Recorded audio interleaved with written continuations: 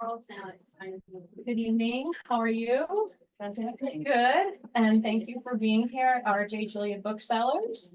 We're thrilled to have Flynn Berry, who is the author of Under the Harrow, which is a winner of the 2017 Edgar Award for Best First Novel. A Double Life, which was a New York Times Book Review Editor's Choice, and Northern Spy, Reese's, Reese Witherspoon, everyone knows that. Book club pick that was named one of the 10 best thrillers of 2021 by the New York Times and the Washington Post. Flynn is a graduate of the Missioner Center for Writers and Brown University. According to Laura Dave, who wrote The Last Thing He Told Me, Flynn Berry is a must-read for me. Good endorsement.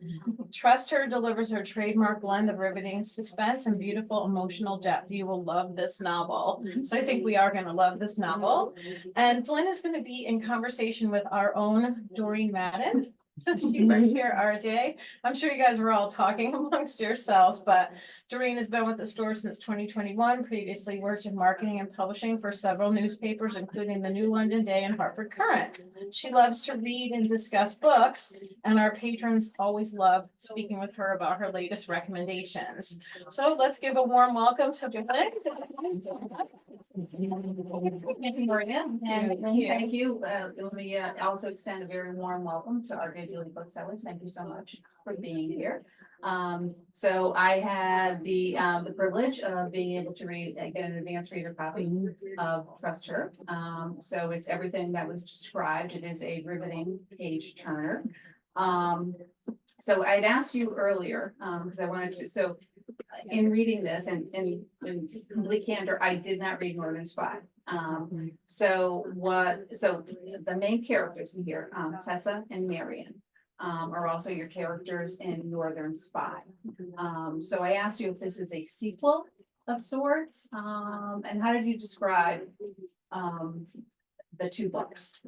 So I think of the two books as sisters and sort of companions or sibling books. So you can read one without having read the other and vice versa. And hopefully reading them together will cause some sort of extra tension or extra kind of resonance. But they should each have their own beginning, middle, and end and stand on their own. So when you finished Northern Spy, did you feel that story was unfinished and that you needed, if there was more to tell? Yeah, so I just really missed Tessa.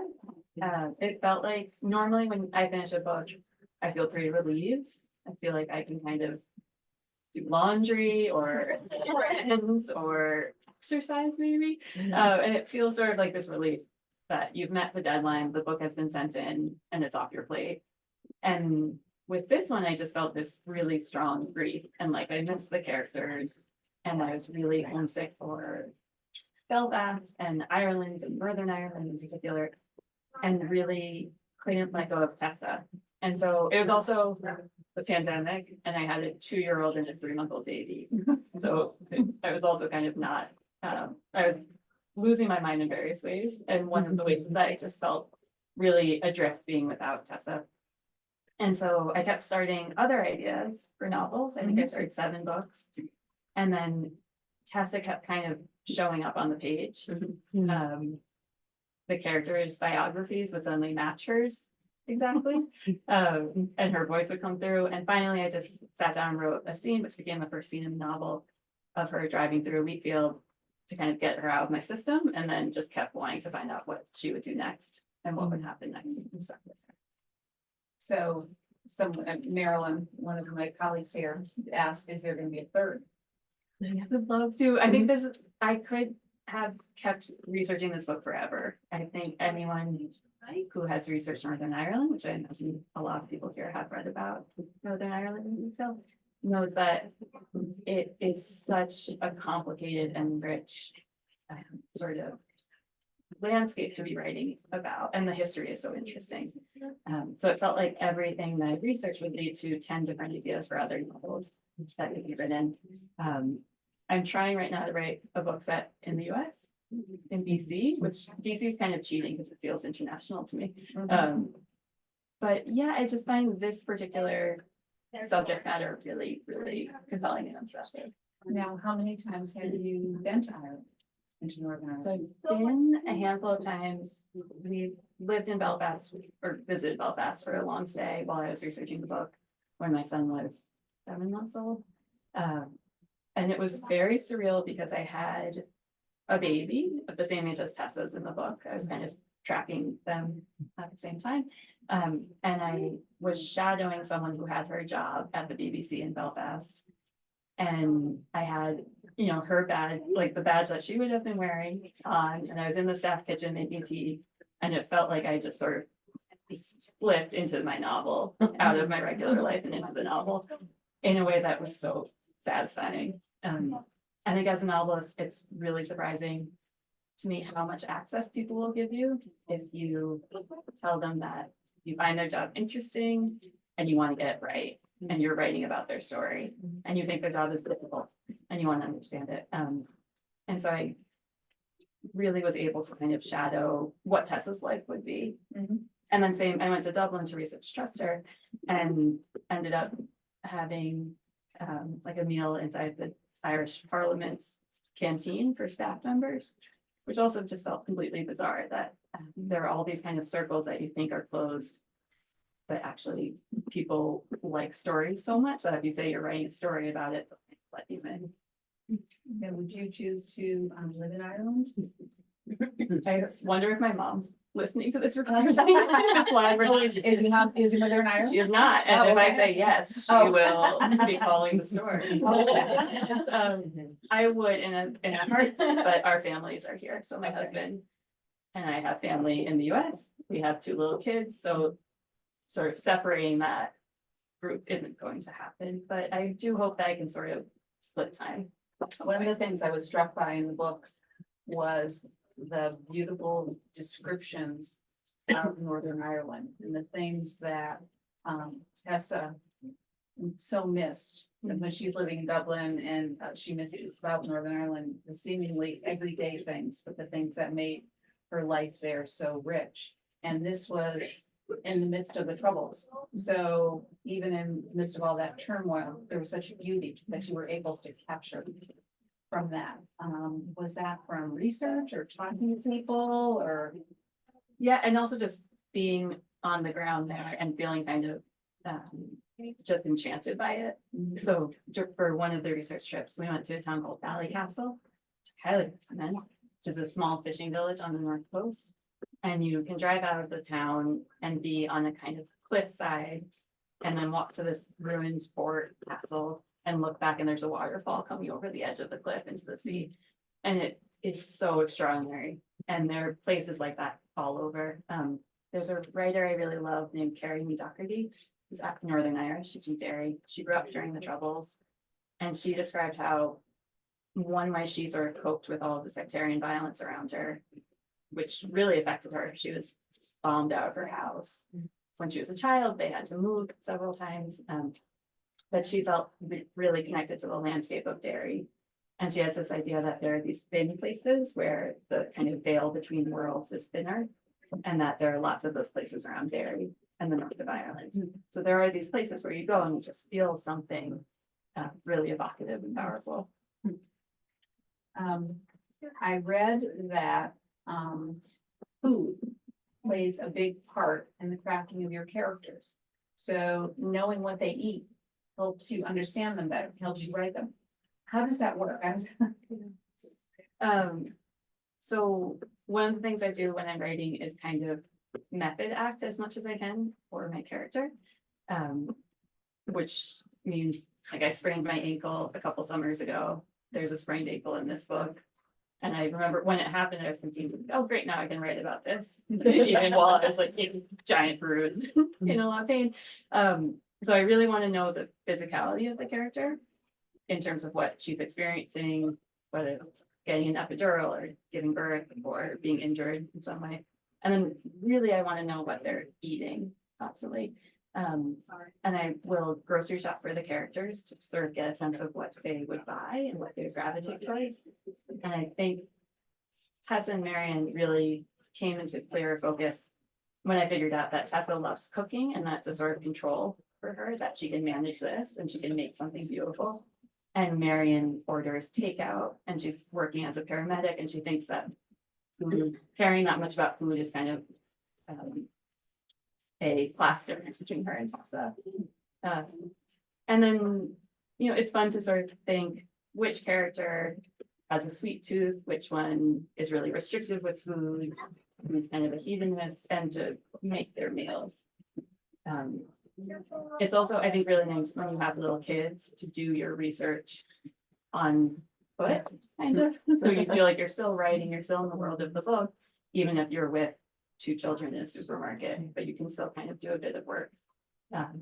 Or when I'm in a restaurant, I'll usually order for myself and then also figure out what my character would order. And if they're drinking bourbon or they're getting a steak or they are getting salad, and we're trying to sort of place them that way. So, you mentioned that when you were doing the research for your book, your understood youngest or your oldest was just a baby at that time. Okay, so that was the research you were doing for Northern Spy or Trust Me? For Northern Spy. Okay, so, Tessa's, little boy Finn is 4, I think, in this book. Is he 4?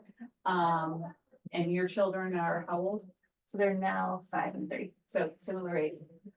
How was it to try and write about a child similar in age to yours being in danger or the threat of danger? I can't imagine. I don't know that I would be able to kind of, it seems like a gut punch to me.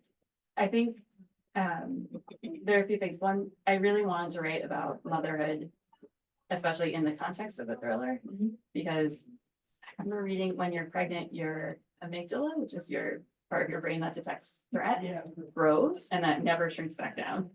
And so once you have kids, you're always a little bit more vigilant, which is maybe not exact science, but I heard that and it seemed very accurate. So I wanted to write about motherhood and how fraught with worry it can be amid all the love, and how sort of tenuous it can feel, especially when you're pregnant or when you have a small baby. And then I think with Finn, this isn't really a spoiler, I hope, I always knew that he would be okay.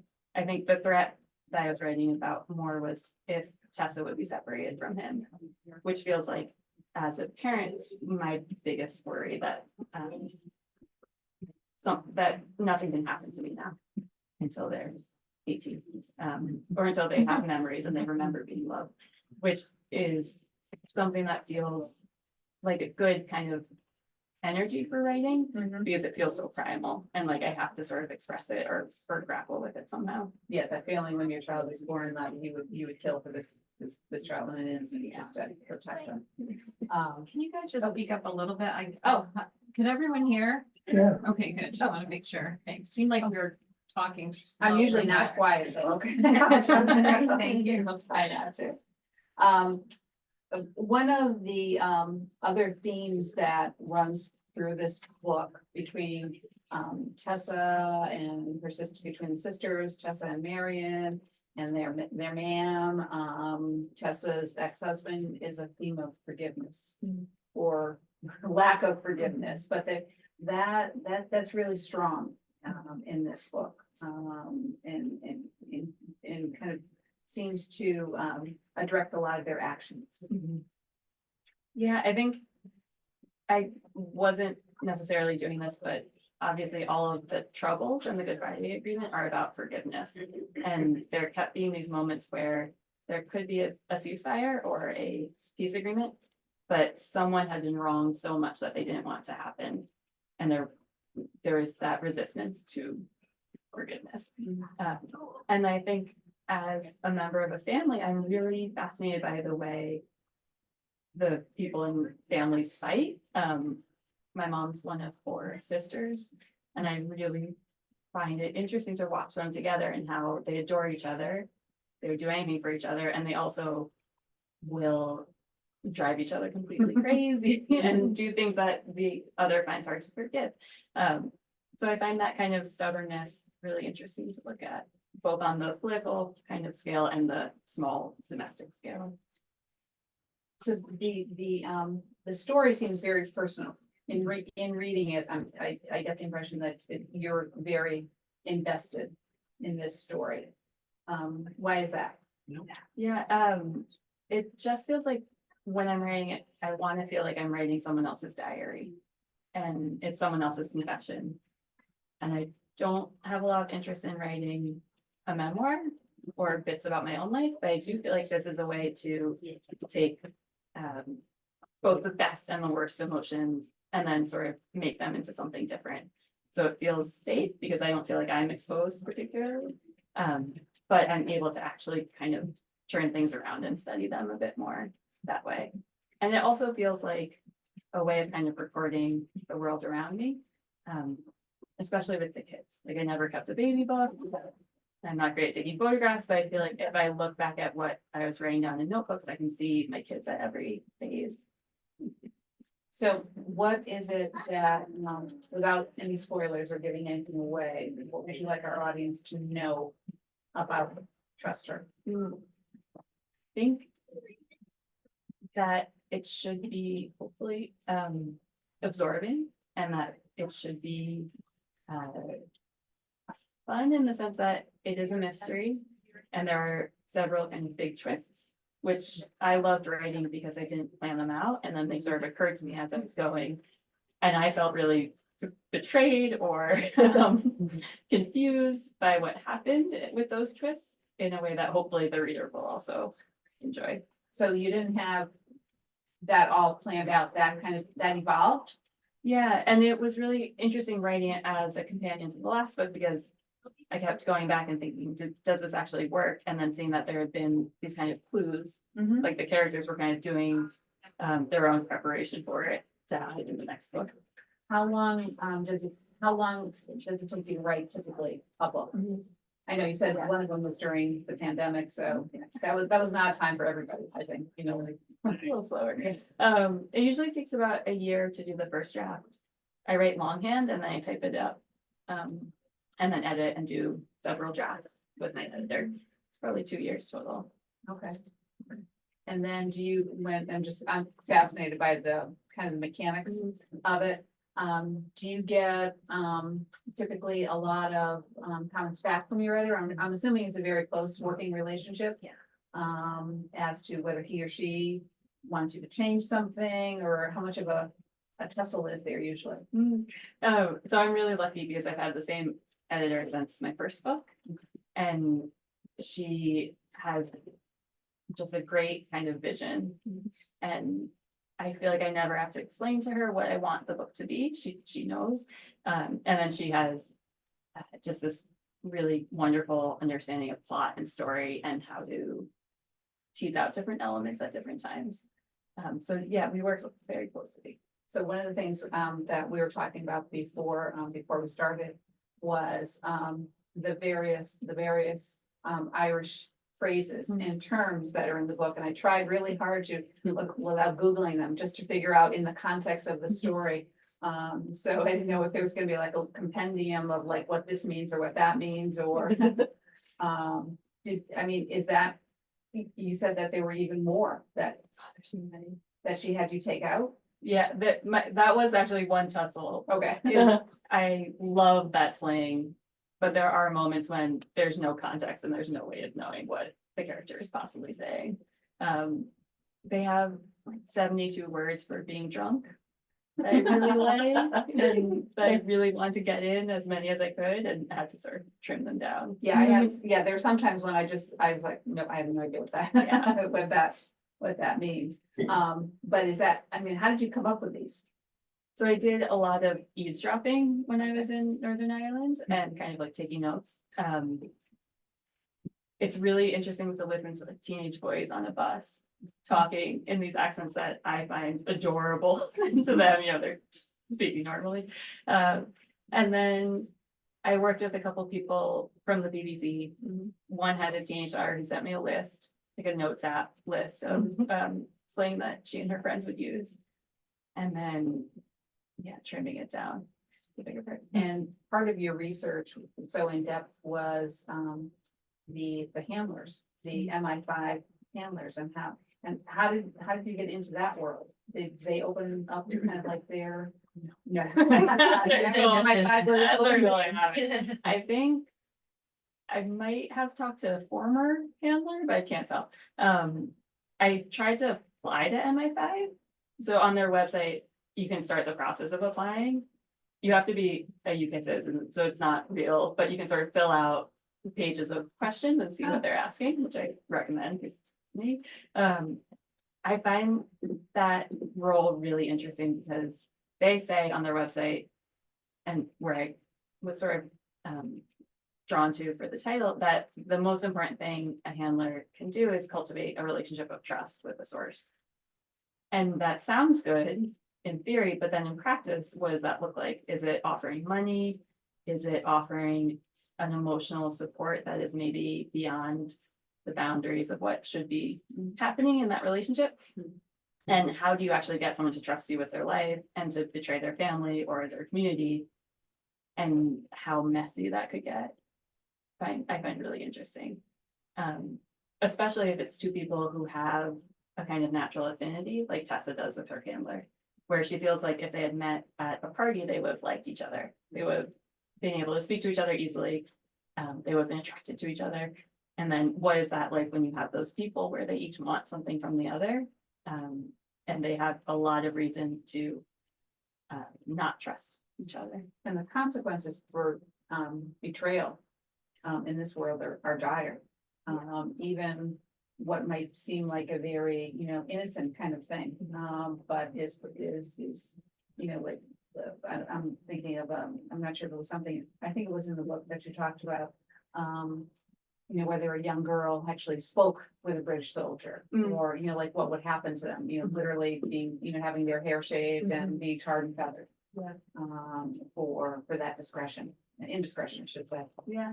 Yeah, and then there have been a few former MI5 sources who have come out and said that they were just dropped. So that they had been promised a Swiss bank account or resettlement, and then they just had their handler disappear on them, which is also a very odd position to be in because you're trying to prove that you did this thing to a completely closed world. It is fascinating. It's absolutely fascinating book. Questions of Flynn? When you come upon a place where you wanted to plot twist or whatever, was there any times you had to like kind of rewrite stuff from the beginning? If it was something that you didn't anticipate or plan, do you have to and you mentioned looking back to the first book, but within the second book or whatever, but within the book, do you have to look back and kind of, ooh, if I'm going to do that, then I have to change? Yeah, so I didn't with this one. With my first book, I did have to sort of it felt like maybe place clues more than sort of reworking whole sections. Usually when I'm reworking whole sections, it's more for pacing or the writing itself, but in this case I didn't have to kind of shift the whole story, which is good. You can avoid, Oh God, I don't want to do that. rewriting the whole manuscript. Yeah, but I do think it's funny how I feel very comfortable with scrapping like 50 pages, even if I spent months on them. Yeah, it's painful. It's painful, but it feels like it will help the book in the end. And I always try to think of it as not wasted time, but that it's somehow like compost or mulch for the rest of the story, and that will feed in somehow. Which is a little hard when you're like paying by the hour for childcare. But it's what it is. What is about the process of writing longhand that you like? I love it so much. I think it helps me not overanalyze what I'm doing. I listen to the same songs on repeat, and doing that and writing longhand. So you're listening to music as you, really? Okay. And like 3 songs over the course of the 2 years on repeat, which is obsessive. But it feels like then I'm instantly dropped back into the world. Whereas if I'm on a laptop, I start maybe trying to write as though it's a finished book. I'm not in the same draft mode where you can write a page. That's sort of experimental, and then keep shifting back and forth. Interesting. favorite songs. Yeah. So I really love Max Richter and Oliver Arnold and a band called Hazy, and they're all these kind of modern piano songs. I think of them as like the songs that would play while a detective was running in a TV show on PBS. It's like it's raining, the detective's running, and it's this kind of swelling song. What books do you like to read?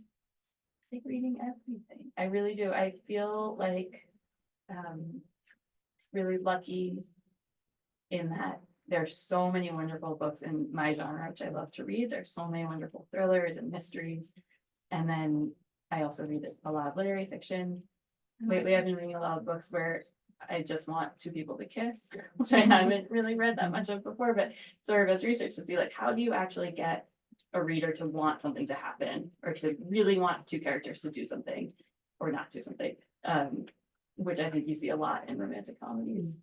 So with your first book, how did you had mentioned, you in LA or in California, you were a book club coordinator.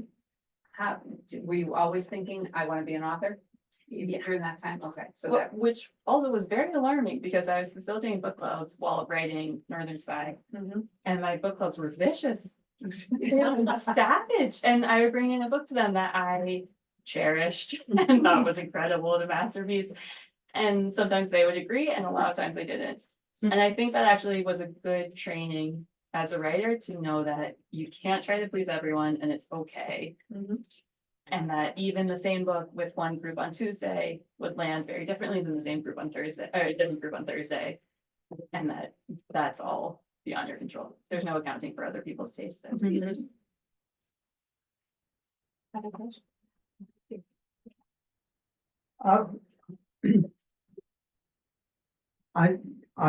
Do you know either in Mintinti or Steve no?